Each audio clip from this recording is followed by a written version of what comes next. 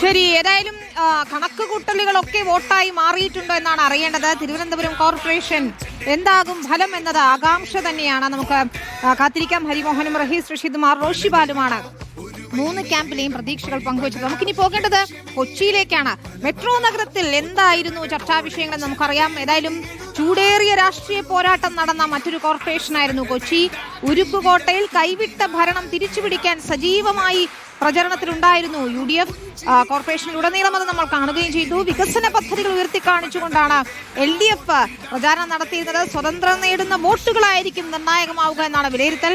പതിവ് തെറ്റിച്ച് ഇത്തവണ പോളിംഗ് ശതമാനത്തിൽ നേരിയ വർധനയും ഉണ്ടായിട്ടുണ്ട്. അർജുൻ മട്ടന്നൂരാണ് ചേരുന്നത്.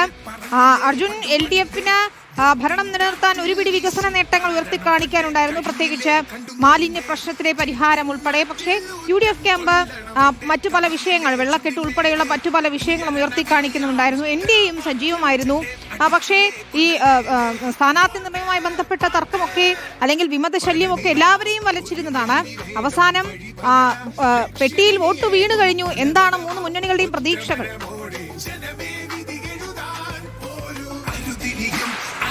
ഗുഡ് ഈവനിങ് വിനീത. കൊച്ചി കോർപ്പറേഷനിലും ഇത്തവണ ആവേശകരമായ പോരാട്ടമാണ് നടക്കുന്നത് എന്ന കാര്യം ഉറപ്പാണ്. പോളിംഗ് കഴിഞ്ഞ ഒരു ദിവസം പിന്നിടുമ്പോഴും മുന്നണികൾ കൃത്യമായ ഒരു കണക്കിലേക്ക് എത്തിയിട്ടില്ല. വലിയ പ്രതീക്ഷയിൽ തന്നെയാണ് മുന്നണികളൊക്കെ തന്നെ ഉള്ളത്. ഈ കൊച്ചി കോർപ്പറേഷൻ നിലനിർത്താൻ കഴിയും എന്ന പ്രതീക്ഷയിൽ തന്നെയാണ് LDF ഉള്ളത്. അതോടൊപ്പം തന്നെ കഴിഞ്ഞ തവണ കൈവിട്ട കോർപ്പറേഷൻ തിരിച്ചുപിടിക്കാൻ UDFും അത്തരത്തിൽ ഇറങ്ങി തിരിച്ചിട്ടുണ്ട്. പ്രതിപക്ഷ നേതാവ് തന്നെയാണ് UDFന്റെ തെരഞ്ഞെടുപ്പ് പ്രവർത്തനങ്ങൾ ഏകോപിപ്പിച്ചത്. അത്തരത്തിൽ അദ്ദേഹത്തെ സംബന്ധിച്ചൊരു അഭിമാന പോരാട്ടം കൂടിയാണ്. പക്ഷേ ഇത്തവണയും വാശിയേറിയ പോരാട്ടമാകും എന്ന് പറയുന്നതിനൊപ്പം തന്നെ ഏറ്റവും പ്രധാനപ്പെട്ട കാര്യം, ഇത്തവണയും ഒരുപക്ഷേ കൊച്ചി കോർപ്പറേഷൻ ആര് ഭരിക്കും എന്ന് തീരുമാനിക്കുക വിമതരായിരിക്കും, സ്വതന്ത്രരായിരിക്കും എന്ന കാര്യം ഉറപ്പാണ്. കഴിഞ്ഞ തവണ നമുക്കറിയാം ഏതാണ്ട് 4 സ്വതന്ത്രർ മാത്രം ഉണ്ടായിരുന്നു. ആർക്കും കേവല ഭൂരിപക്ഷം ലഭിക്കാത്ത സാഹചര്യത്തിൽ സ്വതന്ത്രരുടെ പിന്തുണയോടുകൂടിയാണ് കഴിഞ്ഞ തവണ LDF കോർപ്പറേഷൻ പിടിക്കുകയും ചെയ്തത്. ഇത്തവണ ഏതാണ്ട് 10 ഇടങ്ങളിൽ കോൺഗ്രസിന് വിമത ഭീഷണിയുണ്ട്.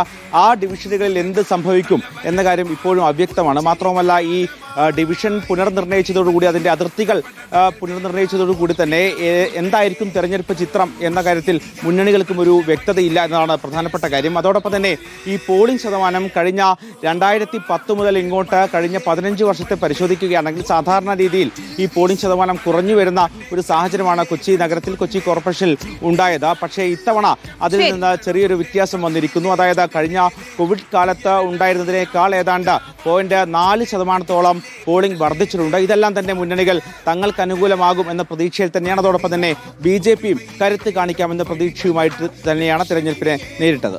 ശരി, നമ്മൾ തിരുവനന്തപുരത്തെ കാര്യം പറഞ്ഞതുപോലെ തന്നെ പെട്ടിയിൽ വീണ വോട്ടുകൾ ആരെയായിരിക്കും തുണച്ചിരിക്കുക എന്ന് നമുക്ക് കാത്തിരുന്ന് കാണാം. അർജുൻ മട്ടന്നൂരാണ് എറണാകുളത്തെ വിശകലനവുമായി